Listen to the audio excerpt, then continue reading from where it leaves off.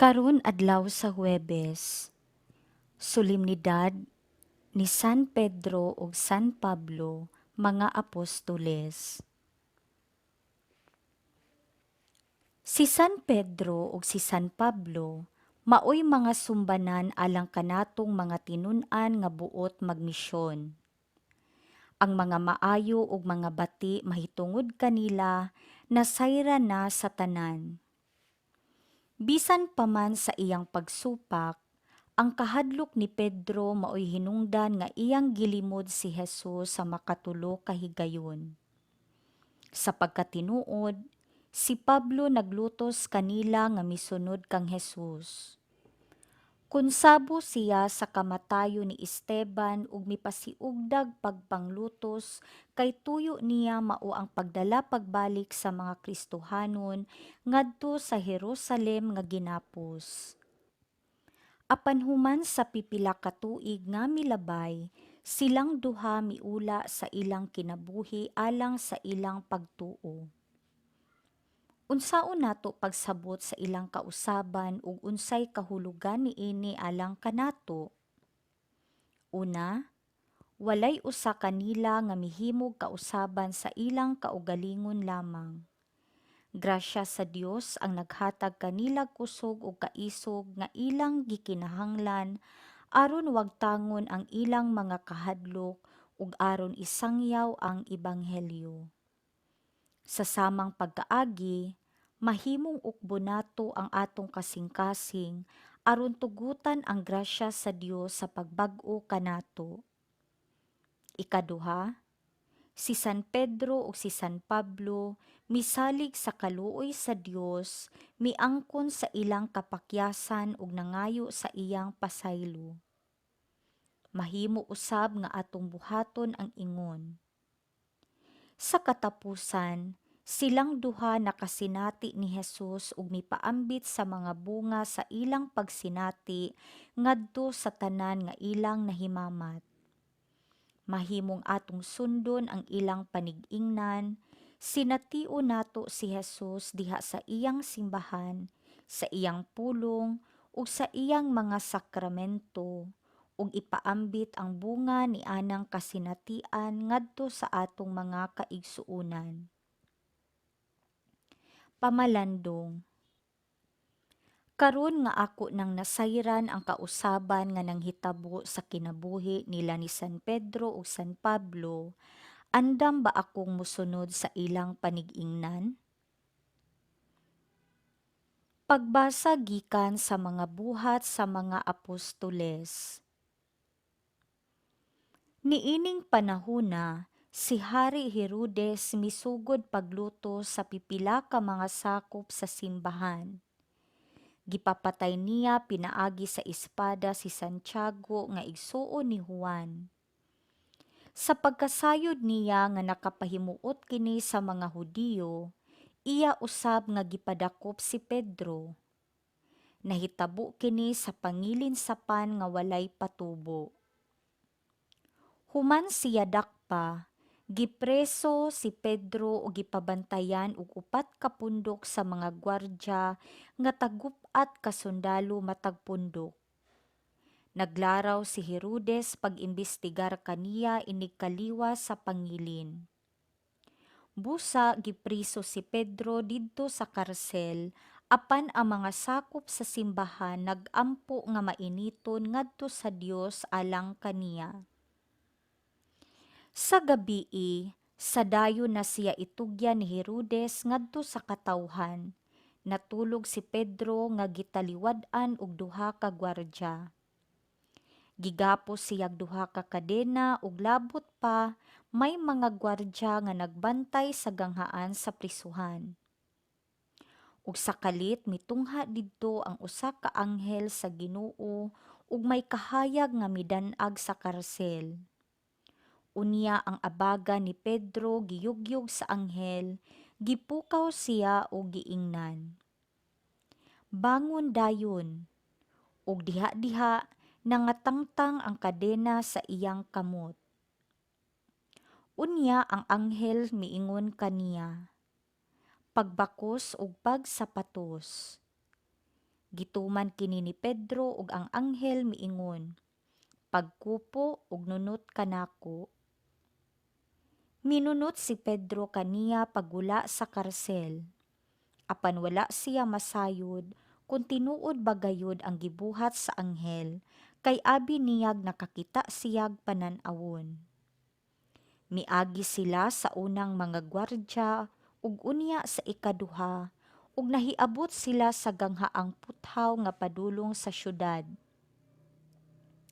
Ang ganghaan naabli sa iyang kaugalingon ug nanggula sila subay sa usa ka dalan ug ang anghel kalit nga mibiya kang Pedro. Unya nakaamgo si Pedro sa tinuod nga nahitabo kaniya ug miingon siya, "Karon, nasayod ako nga tinuod nga ang Ginoo nagpadala sa iyang anghel ug nagluwas kanako gikan sa gahom ni Herodes ug sa tanang butang nga buot buhaton sa mga Hudiyo." Ang pulong sa Ginoo. Salmo responsoryo. Ang anghel sa Ginoo magluwas kanila nga mahadlokon kaniya. Daygon ko ang Ginoo sa tanang mga panahon, ang iyang pagdayig maania kanunay sa akong baba. Pahimayaa ang akong kalag diha sa Ginoo, ang mapaubsanon makadungog kanako ug malipay. Ang anghel sa Ginoo magluwas kanila nga mahadlokon kaniya. Himayaa ang Ginoo uban kanako, magambahan kita aron pagbayaw sa iyang ngalan. Gipangita ko ang Ginoo ug gitubag ako niya, ug giluwas ako sa tanan kong gikahadlukan. Ang anghel sa Ginoo magluwas kanila nga mahadlokon kaniya. Paglaom kamo kaniya aron mosanag kamo sa kasadya ug ang inyong mga nawong dili manglipaghong sa kaulaw. Sa pagsangpit sa nasakit nga tawo, namati ang Ginoo ug giluwas siya sa tanan niyang kagul-anan. Ang anghel sa Ginoo magluwas kanila nga mahadlokon kaniya. Ang anghel sa Ginoo nagalibot kanila nga mahadlokon kaniya ug nagapalingkawas kanila.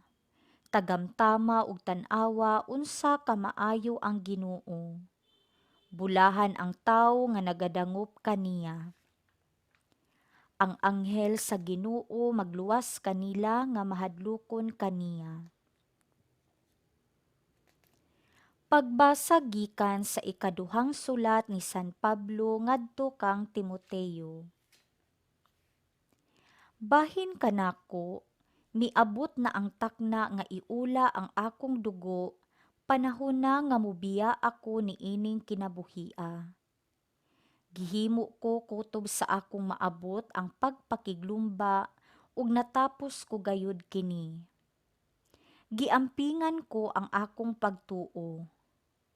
Ug karon, gitagana alang kanako ang ganti sa kadaugan, ang purong-purong sa pagkamataro nga niadto unyang adlawa iganti kanako sa Ginoo, ang mataro nga maghuhukom ug dili kanako lamang kundili sa tanan gayud nga nagpaabot sa iyang pagpadayag.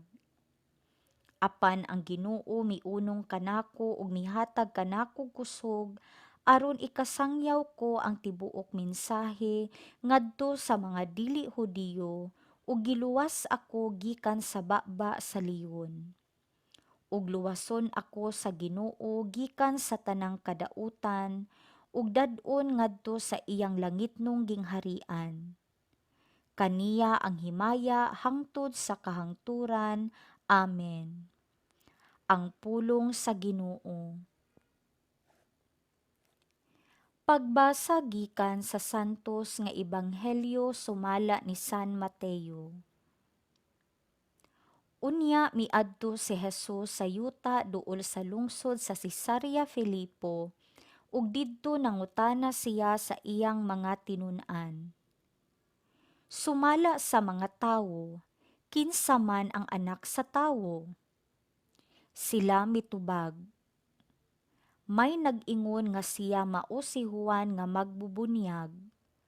Ang uban nag-ingon nga siya mao si Elias, samtang ang uban nag-ingon nga siya mao si Jeremias o laing propeta. Si Jesus nangutana kanila, "Apan kamo, unsa may inyong ikasulti? Kinsa man ako?" Ug mitubag si Simon Pedro, "Ikaw mao ang Mesiyas, ang anak sa Dios nga buhi."